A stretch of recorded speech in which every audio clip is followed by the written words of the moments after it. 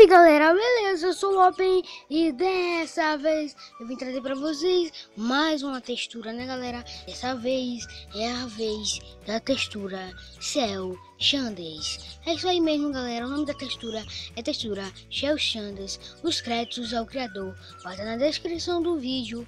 Então galera, eu vou mostrar só mais um pouquinho aqui da textura, mano. Você pode ver que tá muito top mesmo a textura, mano.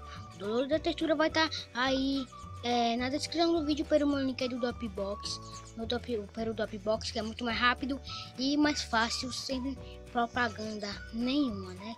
É só você entrar no link direto e baixar, mano. Você vê que fica muito mais claro, muito mais bonito os céus daqui, né galera? Não tá travando porque o gravador é muito top mesmo. Aí a textura é muito leve mesmo, né galera? A textura é a Cell Shaders e é muito leve. Ele tá vendo o efeito aí na água, um efeito muito top, né galera? Um efeito muito top. Mas o tudo da textura vai estar na descrição do vídeo.